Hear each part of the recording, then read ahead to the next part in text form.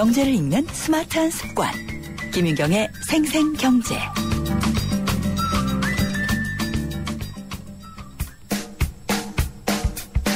아하 경제와 함께하는 한뼘 경제. 경제 상식과 재미를 매일 한 뼘씩 키워드리는 시간. 오늘의 주제, 2014년 우리 경제, 대체로 맑음. 프랑스 작가 빅토르 위고는 미래를 얼마쯤 현실 속에 도입할 수 있는지 정확히 아는 게 현명한 정부의 비결이라며 미래 예측의 중요성을 역설했습니다. 2014년 국내외 경제는 어떤 흐름을 보일까요? 전문가들은 올해 세계 경제가 오랜 침체를 벗어나 대체로 나아질 것으로 전망합니다. 우리나라 경제도 외부 돌발 변수만 없다면 지난해보다 좋아질 가능성이 큰 것으로 전망했습니다. 장기 침체를 이겨내고 경제가 평균 수준으로 회귀하려는 복원력이 강하게 작용할 것이라고 보고 있죠. LG경제연구원은 올해 우리 경제가 3.7%라는 완만한 성장세를 나타낼 것이라고 내다봤습니다. 선진국의 소비 수요가 회복돼 내구재와 IT 제품을 중심으로 우리 주력 상품 수출이 지난해보다 늘어날 것으로 예측했습니다. 또 국제유가 안정으로 수입 부담이 줄면서 실질 국민소득도 증가할 것으로 전망했습니다. 글로벌 경제의 뚜렷한 회복 덕에 수출 주도형 경제 회복세가 이어질 것으로 보는 거죠. 국제통화기금에 따르면 유럽은 올해 마이너스 성장에서 벗어날 것으로 보이고 중국과 미국도 수요를 이끌어 우리나라 수출에 긍정적인 영향을 미칠 것으로 보입니다. 물론 우리나라 수출이 좋아지더라도 내수 경기 회복까지는 시간이 걸립니다. 경기 회복이 고용시장으로 파급되는데 시간이 꽤 걸리고 고용 증가로 소득이 많아져도 소비로 바로 연결되지 않기 때문이죠. 그러나 내수의 한 축인 투자는 불확실성이 사라지면서 살아날 전망입니다. 올해 우리 경제를 위협하는 가장 큰 요인은 환율입니다. 세계 주요 통화 가운데 원화가 가장 높은 절상 추세를 기록해 수출 경쟁력이 떨어질 가능성이 크기 때문이죠. 원화 절상에 따른 수출 감소 효과가 3%까지 될 것이라는 분석도 있는데요. 또 우리나라 통화정책은 미국의 정책 변화 시점을 점검하면서 국내 경기가 상반기에 IMF는 올해 세계 경제 성장률을 3.6%로 제시했고 경제협력개발기구 OECD도 3.6% 성장을 예측했는데 이는 지난해 성장률 예측치를 훨씬 웃도는 것입니다. 선진국을 중심으로 한 글로벌 경제 회복세에 힘입어 우리 경제 변수를 돌파하며 말처럼 달려나가길 기대해봅니다. 빅토르 위고가 상당히 좋은 말을 했네요. 미래를 얼마쯤 현실 속에 도입할 수 있는지 정확히 아는 게 현명한 정부의 비결이다. 미래 예측의 중요성이기도 하지만 정부가 해야 될 일에 대해서도 얘기를 한 것 같고요. 우리 경제 보면은 과거 외침을 받았던 역사를 떠올릴 만큼 언제나 이 대외 변수에 흔들리고는 있는데 그래도 늘 잘 견뎌온 것, 그 경험칙에 근거를 해서 본다면은 또 잘 견딜 수 있을 거란 믿음은 있습니다. 김윤경의 생생경제 3부 시작하겠습니다. 김윤경의 생생경제.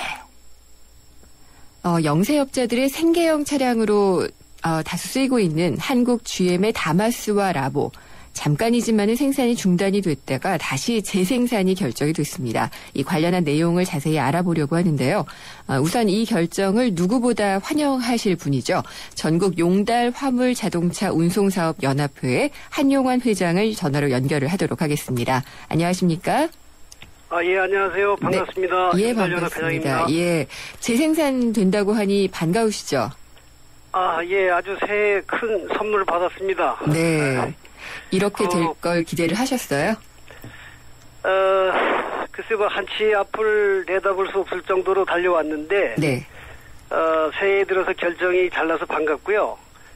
이렇게 결정을 해준 국토부, 환경부 그리고 GM사에게 감사드립니다. 네.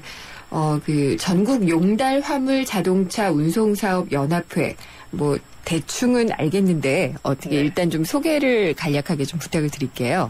예. 전국의 용달 사업자분들이 한 10만 분 계십니다. 네. 16개 시도별로 협회가 구성돼 있고, 그 협회 전체를 구성원으로 와서 회원사를 거느리는 연합회가 되겠습니다. 네, 그렇군요. 이 한 회장님이 그동안 탄원서도 내시고 열심히 다마스와 라보가 다시 생산될 수 있도록 뛰셨다고 했어요. 저희가 들었습니다. 네. 네. 예. 근데 이게 또 안 한다고 했다가 이런 그 과정을 많이 겪었었는데, 그동안 뭐, 이게 좀 도움을 외부에서 주신 분들이나 이런 분들도 좀 있었나요? 네. 우리가 라보다마스 단종철회 청원자 협의회를 구성을 해가지고요. 네. 소상공인 단체하고 뭐 유통상인연합회 등 여러 단체가 같이 협력을 해가지고 청원자 협의회를 구성해서 네. 청와대를 비롯해서 뭐 총리실, 국토부, 국회에 아주 요로요로에 다니면서 이 탄원서를 내고 여러 가지 노력을 많이 했습니다. 네. 지금 그러니까 용달 화물 자동차 운송사업 연합회에는 한 10만 명 정도 회원이 있다고 하셨어요. 네, 맞습니다. 근데 이게 정확하게 추정이 될지는 모르겠는데 이 중에서 뭐 다마스나 라보를 모시는 분들도 여기에 속해 있나요? 네, 소상공인들이 많이 가지고 있고, 네. 또 저희 이제 회원들 중에서, 네. 서울의 경우만 보면은, 한 27%가 라보다마스를 소유하고 있습니다. 전체. 지방에는 조금 떨어지겠죠. 네, 그렇군요. 근데 이게 점점 다마스나 라보, 그러니까 중고 가격도 상당히 높다고 들었어요. 이게 효율적이기 때문에 네. 좀 작은 사업을 하시는 분들은 이걸 원해서 수요가 많아서 중고 가격도 좀 된다라고 들었는데, 네. 연료값도 그렇고 골목골목 누비기도 좋고 여러 가지 장점이 많았잖아요. 그렇죠. 네. 또 뭐 어떤 장점들이 있었나요? 우선 에너지가 절약되니까 운영 경비가 절감되고, 네. 또 골목골목 다닐 수 있기 때문에 이제 사용의 편리성이 있고, 네. 또 차량 가격이 저렴하기 때문에 영세사업자들의 부담을 덜어주고, 이러한 여러 가지 장점이 많이 있습니다. 네. 대체로 이걸 이용하시는 분들이 하시는 사업은 어떤 것들인가요? 이제 용달 사업자는 이제 작은 물건, 네. 작은 물건들을 싣고 이제 골목골목 다니는데 유용하고, 또 이제 뭐 세탁업 협회라든가 이런 소상공인들도 골목골목 다니는데 좀 필요한 차기 때문에, 네. 좁은 골목에 큰 차가 들어갈 수 없지 않습니까? 네. 그래서 유용하게 쓸 수가 있고, 또 여러 가지 측면에서 경비가 저렴하기 때문에 이점이 많이 있다고 봅니다. 그러니까 탄원하시고 할 때 네. 그러면은 혹시 한국 GM 측하고도 얘기를 좀 나누시기도 하고 그러셨어요? GM 측에 여러 번 갔었죠. 네. 예. 어떤 얘기들 하던가요? 언론에 알려진 얘기들인가요? 대충 뭐 언론에 보도된 얘기고요. 네. 환경 문제라든가 안전 문제가 이제 강화가 되면은 네. 여러 가지 기계 설비에 재투자를 해야 되는데 상당히 비용이 많이 들어가고 거기에 비해서 가격이 저렴하기 때문에 차량 가격이 저렴하기 때문에 채선성이 안 맞고 그래서 불가피하게 생산을 중단할 수밖에 없다는 그러한 입장을 고수해왔죠. 국토교통부도 좀 부정적이었나요? 처음에는 국토부나 환경부에서도 더 이상 뭐 유해 조치나 이런 것은 곤란하다. 네. 그렇게 처음에는 했었죠. 예. 그랬지만 아무래도 이로운 점들이 많이 있고 도움이 되기 때문에 일단 유예하는 걸로 지금 결론이 났어요. 네. 근데 6년 유예이기 때문에 또 6년 뒤에는 다시 생각해야지 될 텐데요. 그렇죠. 네. 그때는 또 어떻게 해야지 될까요? 6년 후에는 뭐 대체 차종이 개발이 된다든지 아니면 뭐 수입 차량이 들어온다든지 네. 뭐 시간이 이제 많이 있으니까 그때까지 어떤 뭐 대안이 마련되기를 기대하고 또 희망합니다. 네. 오늘 말씀 감사드립니다. 예, 감사합니다. 예, 전국 용달 화물 자동차 운송사업 연합회 한용환 회장이었습니다. 이어서 국토교통부 자동차 운영과의 김용원 사무관과도 이야기를 좀 나눠보도록 하겠습니다. 사무관님 안녕하십니까? 예, 안녕하세요. 네, 뭐 정말 애쓰셨을 것 같아요. 수고하셨다는 말씀을 일단 드리고 싶고. 예, 감사합니다. 예, 근데 한국 GM에서 생산하고 있는 다마스와 라보 이게 단종을 업체 측에서는 계속 주장을 했고요. 예. 예, 근데 정부가 나서서 이제 좀 노력을 해주셨는데 이렇게 나선 이유는 뭐라고 봐야지 될까요? 예, 보통 보면 이제 다마스라보는 91년에 이제 구 대우 자동차 시절에 이게 개발된 자동차입니다. 네. 보통 이제 용달이라든지 퀵서비스, 노상 판매 등 소상공인들의 생계형으로 이제 오랫동안 살용해왔고, 네. 용달연합회라든지 세탁업중앙회라든지 유통상인연합회 등에서 단종철에 청원자 협의를 구성하고 계속 생산해달라고 청원을 해와서 안전기준 가능 여부, 유예 가능 여부를 검토하게 되었습니다. 네. 근데 쉽지 않았을 협상으로 예상이 되는 게 얼마 전까지 그냥 단종될 것으로 예상을 하고 실제로 잠깐 좀 생산이 중단이 됐었잖아요. 예. 근데 다시 마음을 돌릴 수 있도록 한 비결? 과정은 어떤 걸까요? 이거는 제작사하고 정부가 협상하고 이런 상황은 아닌 것 같고요. 네. 안전기준이기 때문에 네. 국민의 안전을 어느 정도 담보하느냐, 네. 어떻게 할 수 있느냐, 그런 측면에서 검토를 했고, 항상 한국GM은 수익성이 맞지 않다고 이제 단종한다는 기본 입장이었습니다. 네. 그래서 계속 생산을 하기 위해서는 2014년부터 2015년 사이에 시행되는 안전기준을 다 유예를 해달라. 그 다음에 향후 도입되는 안전기준도 적용이 유예되어야 계속 생산이 가능하다는 이런 입장이었습니다. 네. 그래서 우리 부에서는 이제 안전성을 확보하기 위해서 경차 타시는 분들, 경상용차를 타시는 분도 안전은 확보가 돼야 되니까 그렇죠. 최고 속도를 이제 99km로 이 네. 부분은 고속도로를 장거리 운행하는 분들이 아니기 때문에 최고 속도를 99km 정도로 제한하고 공기압 타이어 경고 장치 같은 경우는 운행할 때 타이어 공기압 빠지면 위험성이 많이 있습니다. 그래서 네.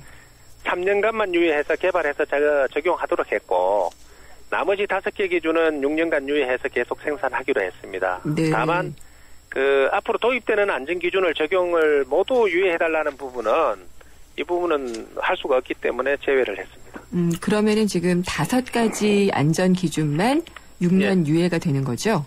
예, 그렇습니다. 예, 그럼 나머지 지금 GM이 지켜야지 될 안전 기준들도 있나요? 당장? 지금 기존의 예. 자동차에는 예. 수십 가지 안전기준을 다 맞춰야 됩니다. 네. 그래서 그거는 다 맞추는 거고, 네. 14년, 15년에 이제 새로 도입돼서 적용하는 이런 부분만 일부 유예를 했고요. 예. 보통 보면 국토부는 이제 14년, 15년에 적용되는 안전성 제어 장치라는 게 있습니다. 고속으로 다닐 때 코너링 돌 때 전복되지 않게 하는 ESC. 네. 그래서 이런 부분은 이제 속도 제한을 했고, 제동력 지원 장치라든지 바퀴 잠김 방지 장치, 우리 국민들이 잘 아시는 ABS 장치. 네. 그다음에 머리 지지대, 머리가 이제 사고가 나면 머리 지지대가 이게 사람 머리를 이래 딱 받쳐줘서 네. 상해치를 좀 크게 안 가야 되는데, 요거는 공간이 좁아서 더 이상 설치하기가 어려운 이런 겁니다. 조그마한 차서. 네. 그래서 그런 거는 6년간 했고, 타이어 공기압 경고 장치는 15년부터 시행하게 되어 있는데 3년간만 유예하기로 했고요. 네. 안전벨트 경고음 경고 등은 아직까지도 이제 외국에서도 경상용 차에는 아직 적용을 하지 않고 있어서 앞으로 기준을 마련할 때 고려하기로 했습니다.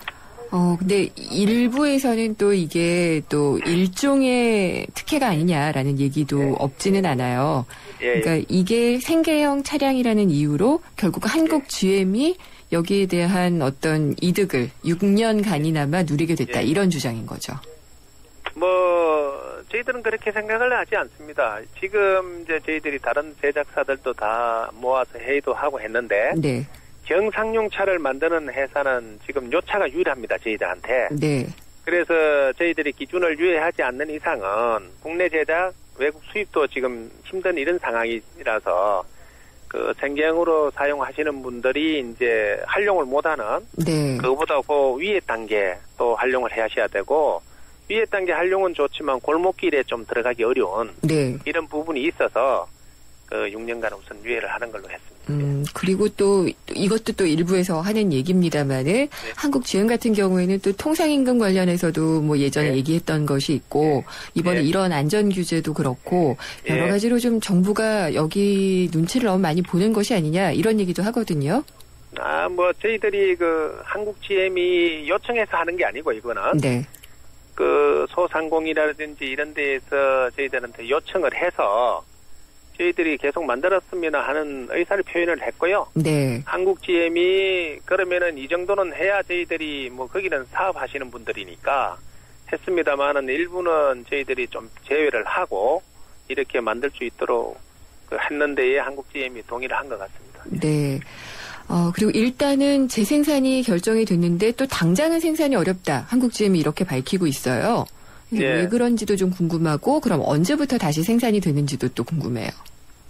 한국GM은 이제 다바스라보 생산 라인을 작년 12월 말로 이제 금년 1일부터는 철거를 하고 있습니다. 이제. 네. 그래서 후속 모델인 스파크를 이제 생산하기 위해서 그 생산 라인을 바꾸고 있기 때문에 다마스라보 생산을 위해서는 철거한 생산 시설을 다시 설치해야 됩니다. 네. 제가 알기로는 한 250억 내외가 투자가 필요한 것으로 보여지는데, 네. 그래서 투자한 만큼 계속 생산을 할 것으로 보여지고요. 그다음에 우리 정부에서도 우리 부에서도 안전기준 적용유예에 따른 한국GM의 생산 계획 등을 또 제출하도록 요구해 놓은 상태입니다. 네. 그리고 이게 유예 기간이 6년으로 결정이 됐는데 굳이 6년이 된 이유가 있을까요? 요거는 이제 뭐 예. 자동차라는 거는 이렇습니다. 뭐 우리가 아주 60년대에는 네. 그 바퀴만 돌아가면은 이제 가는 거죠. 사람이 네. 다치고 이런 것보다는 우선은 수송 수단으로 써야 되는 이런 절박함이 있지만 최근에 이제 우리 국민 소득 수준이 올라가면은 그 소득 수준에 맞게 교통사고 예방이라든지 국민의 안전 확보를 위해서 자동차도 안전기준이 많이 높아갑니다. 이제 선진국도 그런 추세고. 네. 그런데 이제 국민의 소득 수준에 맞는 안전한 자동차 생산이 필요하기 때문에 현 상황에서의 다마스라보 안전도 수준은 최장 한 6년 정도 유예하는 게 적절하다고 보았습니다. 예. 그리고 지금 네. 경차 혜택을 받은 차량이 이 한국 GM이 유일한데 혹시 다른 자동차 업계에서 이 예. 경상용차를 또 생산하도록 뭐 예. 현대차가 될 수도 있겠고요. 예. 그렇게 좀 할 가능성은 혹시 없을까요? 뭐 저희들이 청원자 협회에 왔을 때 예. 다른 제작사나 이런 데에서 좀 만들 수 있는 방안이 없을까 많이 다각도로 좀 네. 여쭤봤고요. 그런 의중이 없다는 것을 들었고 수입소 저희들한테 맞는 게 적절하지 않은 게 없는 걸로 이렇게 봐서 할 수 없이 이렇게 검토를 하게 됐습니다.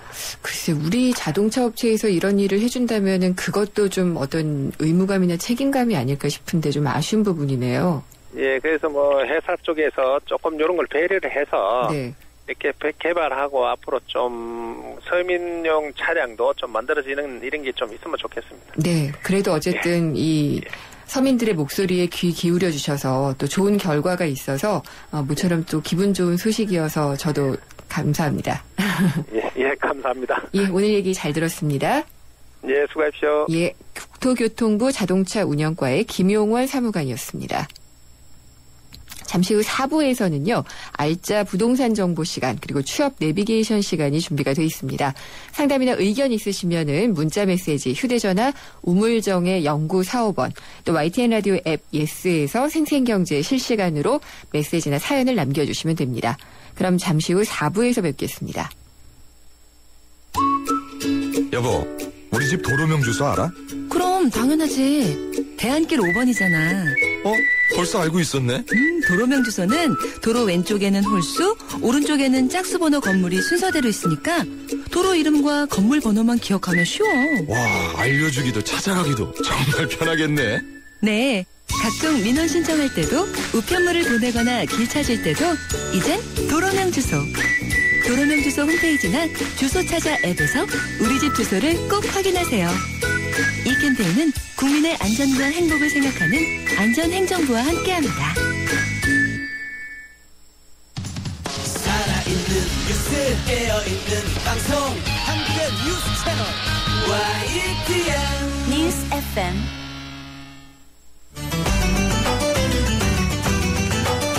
한 걸음 더 경제와 가까워지는 오후 김은경의 생생경제.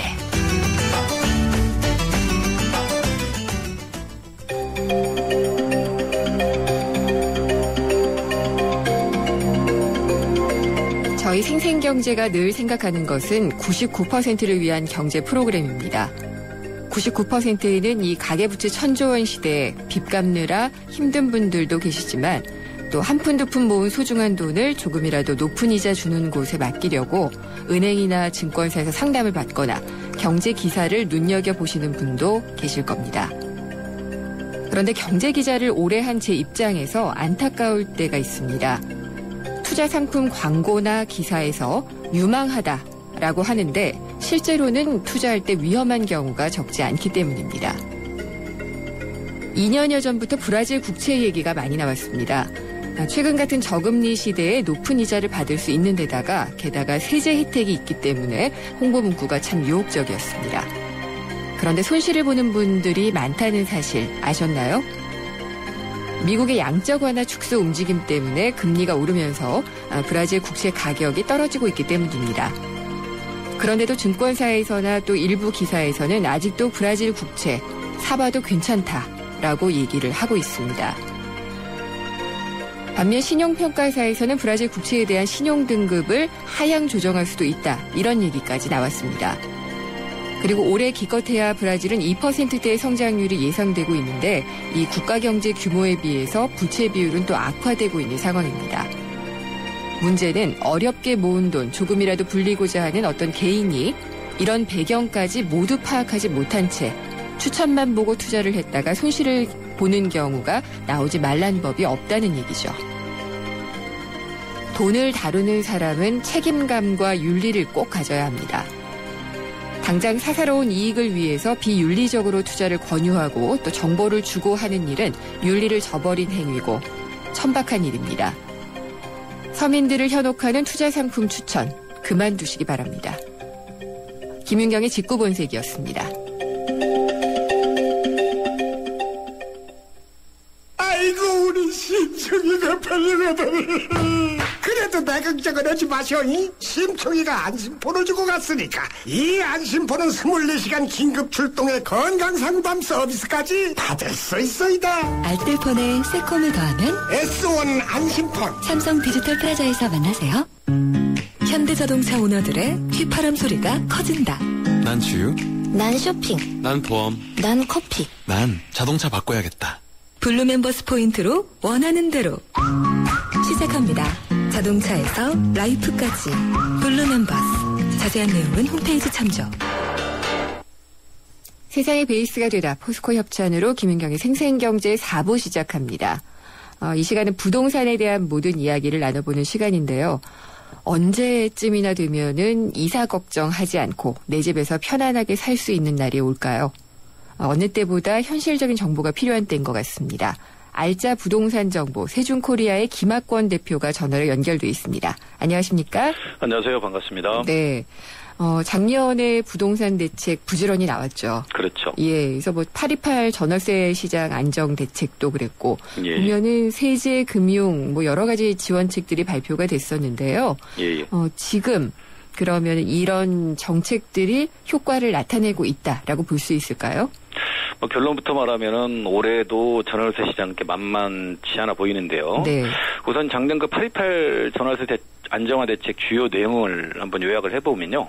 우선 첫 번째는 주택 구입 가능한 어떤 그 전세 수요자들을 매매 수요로 전환하기 위해서 뭐 초등학교 인구 인하라든지 수익 공용 모기지라든지 저리의 국민택기금 확대 이런 것들을 했고요. 네.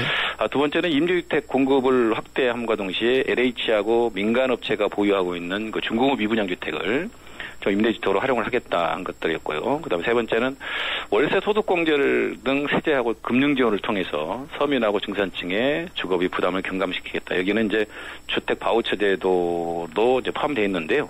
근데 최근에 이제 그 가계부채가 굉장히 증가했다고 지금 네. 굉장히 불안불안하지 않습니까? 그래서 최근에 주택금융공사를 통해서 보니까 전세 자금 그 보증 잔액이 작년 말에 한 18조 1천억이 된다고 그래요.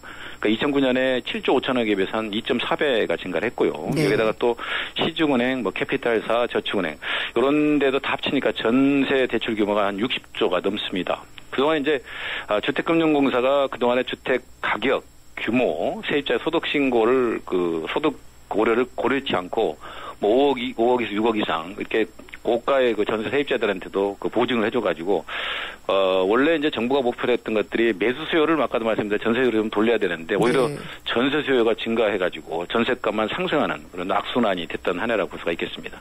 매매 수요로 돌려야 되는 거죠, 전월세. 그리고 일부는 저 전월세 수요. 아까 지금 이제 네. 정부가 또 발표했습니다. 5억 이상 또 6억 이상 굉장히 전세가가 높은 그 네. 금액이거든요. 이런 수요자들이 매매 수요를 전환시켜야 되는데 이런 분도 네. 또 그냥 뭐 집을 사면은 뭐 재산세도 내야 되고 또 집값을 떨어져 있다는 문제가 있기 때문에 집을 안 사고 그냥 살고 있거든요. 그래서 네. 이런 부분들 그래서 작년하고 올 초에 이어지는 게 그 전세가는 뭐 70주 이상 연속 상승하는 아주 신기록을 세우기도 했습니다. 네, 뭐 수요 측면에서는 그런 또 대책이 필요할 것이고, 그렇죠. 공급 측면에서는 또 전세 임대 공급을 지원하는 것이 필요할 텐데, 예. 그런 내용이 있었죠. 많이 있었죠. 그다음에 이제 그래서 올해 이제 작년에 또 뭐 박근혜 대통령께서 그 행복주택 같은 것도 발표를 했었고, 네. 그다음에 공공임대를 올해만 해도 10만 가구 이상 공급을 하겠다고 했는데 사실은 해결책이 없는 것도 전혀 않거든요. 예를 들어서 신규 그 택지개발지구나 신도시에 행복주택이라든지 공공임대주택, 특히나 이제 보금자리주택 지구를 민간 분양이 아니라 공공임대나 이런 것들로 돌린 거는 다양합니다. 물론 이게 이제 한두에 뭐 해결될 일은 아닙니다만은 어차피 전월세 해결 방안은 뭐 강제 규제를 한다고 그래요. 이게 뭐 해결될 일은 아니고 어차피 공급을 늘려야 되는 방안이 따라주셔야 되거든요. 그래서 그런 그 공급책이 많이 좀 나와야 될 거로 생각이 듭니다. 행복주택 같은 경우에 또 지역 주민들 반발이 있어서 다시 또 원점으로 돌아가지 않을까 이런 우려도 없지 않고요. 그렇죠. 네. 그리고 이 주택 바우처 제도 아까도 잠깐 언급을 하셨는데 주택 바우처 제도란 무엇인지를 좀 설명을 부탁드립니다. 두 가지 차원에서 정부가 지원하는 건데 서민 주거 안정을 도모하게 정책 지원하는 건데요. 네. 우선은 저소득 임차 가구에게 지급하는 임차료하고 또 하나는 저소득 자가가구가 있지 않습니까? 네. 이분들은 유지 수선비를 이제 지급하는 것들을 작년 12월에 그 교통위원회에 통과가 됐어요. 그래서 이게 주요 내용을 보면은 부양 능력이 없거나 부양을 받을 수 없는 사람으로서 소득 인정액이 중위소득 43%인데 예를 들어서 4인 가족 기준에서 월 165만 원 이하인 사람들한테 올 10월부터 가구당 평균 11만 원씩 그 주거 급여를 받게 되고요. 아까 말씀드렸듯이 자가가구, 저소득 자가가구들한테는 2015년 1월부터 지급하는 건데요. 이게 대상 가구가 한 97만 가구 정도 된다 하거든요. 네. 올 7월부터 9월까지 3개월간 시범 시행을 했다가 10월부터 이제 그 시행을 한다고 하니까 아마 서민들 아주 진짜 주거비가 필요한 서민들한테는 좀 지원이 될 것으로 생각이 듭니다. 네. 그리고 전월세, 그러니까 전세 같은 경우에 한동안 이제 전세값이 너무 뛰고 그다음에 이제 금리도 낮고 이러니까 그렇죠. 반전세가 많아졌잖아요. 많죠. 예. 근데 이번에는 또 보니까 월세도 단기 월세가 유행이다 이런 얘기가 있어요. 그렇죠. 이게 어떤 거고 또 계약 조건 조심해야지 될 부분이 있을 것 같아요. 여러 가지 체크를 좀 해봐야 될 굉장히 많은데요. 단기 월세가 아무 지역이나 되는 건 아니고요. 가능 지역이 저기 있습니다. 예를 들면은 강남역 역세권하고 그다음에 광화문이라든지 한남동이라든지 사례마을 이렇게 외국인들이 주로 선호하는 지역들을 많이 있는데요. 우선 강남 역세권을 선호하는 사람 지방의 거주 학생들 있지 않습니까? 네. 이런 데는 이제 전체 예를 들어서 뭐 100세대면 한 30%가 그 단기 임차를 원하고 있어요. 근데 단기 임차다 보니까 실제로 그 월 임대료보다 상당히 좀 비싼 게 단점이라 할 수 있고요. 네. 그다음에 광화문이나 한남동 외국인 거주 지역은 외국 바이어들라든지 그 해외 관광객들이 많이 찾는데요. 우선 단기 월세는 그 집주인이 부동산 업자한테 그 이임한 경우가 굉장히 많습니다. 그러니까 주의할 점들이 소유권 확인을 하고 그다음에 이제 부동산한테 이임을 하다 보니까 집주인하고 직접 통화를 한다든지 이런 것들을 거쳐야 될 것 같고요. 그다음에 단기 월세를 하더라도 그 보증금을 내거든요. 네. 그래서 보증금을 내기 때문에 전입신고하고 확정일자를 꼭 받아야지만 나중에 뭐 일이 잘못됐을 때 대항력이 생기는 거니까 이런 거 좀 주의해야 될 것 같고요. 그다음에 임차 보증금이 뭐 크지는 않습니다만 이렇게 뭐 2개월, 3개월짜리다 보니까 그 다시 또 재임차를 못 찾는 경우도 상당히 있습니다. 그래서 임차 보증금을 반환하는데 문제가 없는지 그런 상품인지를 좀 체크를 해볼 필요가 있을 것으로 보여집니다. 법적으로는 사실 좀 허점들이 많이 있죠. 법적으로는 혜택을 그러니까 나중에 어떤 불이익을 볼 수도 있는. 불이익은 볼 수 있는데 아까 말씀드렸다시피 그 여기 1년 이하짜리라도 그 임대차 보호를 받고 있거든요. 그래서 전입신고 확정일자를 받아놓으면 물론 사는 거는 이제 본인이 이제 뭐 수선이나 이런 것들을 체크해 살겠습니다만은 임차 보증금에 대해서 본인이 나올 때 원활하게 받아갖고 나올 수 있는 건지를 체크해보는 게 중요할 것으로 보여집니다. 지금 말씀하실 때는 거의 이제 수요 측면에서 이런 것들을 찾는 분들이 많다 그랬는데 공급자 측면에서도 단기 월세를 선호하시는 분들이 있을까요? 많이 이제 투자 수익이 상당히 높다 보니까 네. 최근에 이제 오피스텔이라든지 이런 것들이 임대 수익이 덜 나오고 있거든요. 예. 그래서 이제 외국인들 대상으로 하는 사람들이 굉장히 많습니다. 외국인들은 이제 보완하고 외국인 거주지역들을 굉장히 선호를 하거든요. 여기다가 네. 이제 풀옵션 주택을 많이 선호하는데 네. 여기에 좀 허점들이 있을 수가 있어요. 이게 이제 단기 임차라 하더라도 한 호당 적정 임차 가격이 한 300만 원 정도가 적당한데 네. 500만 원 이상의 임대료를 주고 살 단기 임차 가격이 그렇게 많지는 않거든요. 그러니까 보통은 이제 시행사가 분양을 하기 위해서 2, 3개월치를 월세를 맞춰줄 테니까 분양을 받아라 이렇게 하는 경우가 있거든요. 네. 근데 이거는 임차인 구하기가 그렇게 만만치 않기 때문에 꼼꼼히 좀 체크를 해야 될 것 같고요. 그다음에 단기 임차는 사실은 임차에 맞추기 아까 말씀드렸다시피 일정 금액이면은 맞추기가 좀 쉬운데 네. 500만 원 이상 되는 거는 쉽지 않기 때문에 네. 임대관리사가 과연 누가 해주는지 부동산 업체가 해주는지 그러니까 본인이 이런 거는 단기 임차이기 때문에 본인 관리가 쉽지 않거든요. 예. 예를 들어서 1년 임대라고 그러면 본인이 관리해도 관계가 없습니다만 이거 계속 2, 3개월마다 이렇게 다른 임차인을 구해야 되기 때문에 주변에 부동산 업자라든지 임대관리사가 튼튼한데 이런 것들을 잘 체크를 해봐야 공실이 별로 안 생긴다는 얘기거든요. 네. 이게 장점이 높은 임대 수익률을 보장합니다만 한 2달, 석 달만 공실이 생겨버려도 수익률이 뚝 떨어지거든요. 그러니까 이런 점들을 좀 주의할 필요가 있다고 보여집니다. 네. 그리고 이제 외국인 전용 임대주택. 예. 이게 사실은 이제 단기 월세의 수요자들이잖아요. 이 그렇죠. 주택을 찾는 그렇죠. 사람들이. 예. 그래서 지금 방금 거의 얘기를 해주신 것 같은데 예. 이런 것에 내가 투자를 하겠다라고 할 때 고려해야 될 전략은 너무 이제 월세를 높게 받는다든지 이런 것들도 피하고. 그렇죠. 예. 또 뭐가 있을까요? 아까 말씀드렸다시피 예. 이게 이런 수요가 네. 아까 일부 지역이 국한돼 있거든요. 예. 아까도 강화문이라든지 외국인들이 주로 이제 이런 것들을 이용을 하고 찾는 예. 지역들이거든요. 거주 지역들이거든요. 예. 그게 너무 금액이 높아도 안 되는 거고. 네. 그다음에 투자를 이제 유치하기 위해서 사업 시행사가 보통 2, 3개월치를 미리 선불로 이제 이렇게 맞춰주고 나서 분양을 유도하는 경우가 굉장히 많거든요. 네. 2, 3개월 있다가 그러면 다음 또 임차료를 못 구하는 경우가 발생할 수 있을 거란 말이에요. 네. 분양을 받았는데 사업 시행자가 보장을 해주면 2, 3개월 후에는 또 못 맞출 가능성이 있기 때문에 임차인이 얼마나 많이 있겠는가. 그래서 네. 임대 관리회사가 얼마나 튼튼한가를 좀 볼 필요가 있겠습니다. 그렇겠군요. 그리고 또 이 장기 안심주택이라는 것도 공급이 된다고 그렇죠. 하는데요. 여기에 예. 그러면은 자격이 어떻게 되는지 신청 방법은 어떻게 되는지까지 좀 설명을 부탁드리겠습니다. 장기 안심주택 올해 서울시가 970호를 공급할 예정인데요. 네. 우선 입주 대상을 보면 네. 도시 근로자 가구당 월 평균 소득액의 70% 이하로서 모집공고에 현재 서울시에 거주하고 세대주하고 세대원 전원이 무주택자입니다. 여기에 이제 부동산은 1억 2,600만 원 이하, 자동차는 2,463만 원 이하인 소유자가 입주 대상이 되고요. 네.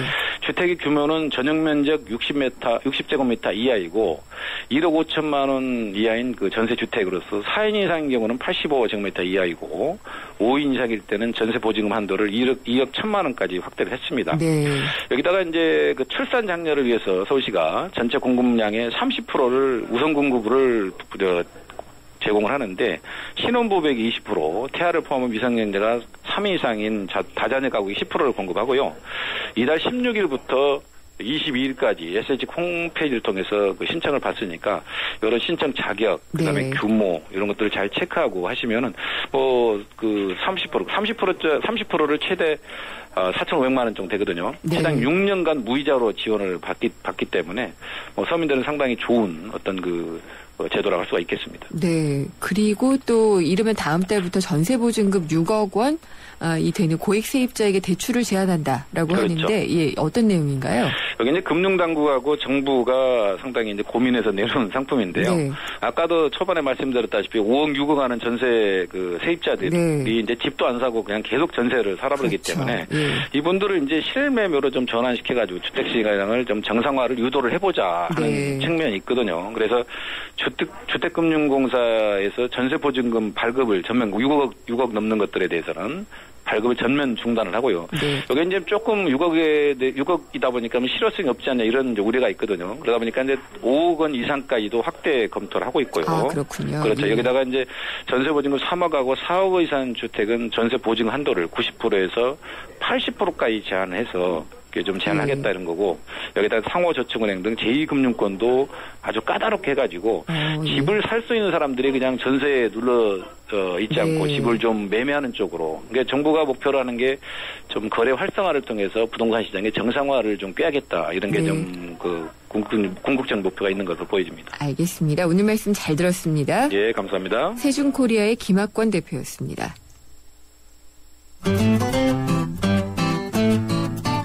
생생경제를 다양하게 만나는 방법.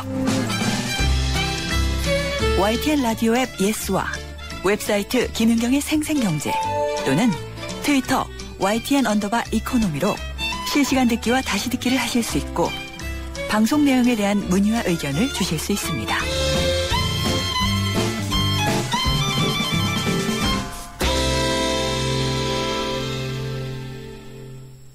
예, 저는 달리 지금 취업을 꼭 어디를 뭐 알아보고 그래야지 될 상황은 아닌데도 항상 취업 이야기는 궁금합니다. 우리나라 청년들이 어떻게 또 취업할 수 있을지 또 청년뿐만이 아니라 노년층, 중년층, 장년층 다 관심을 갖고 있는 사항이죠.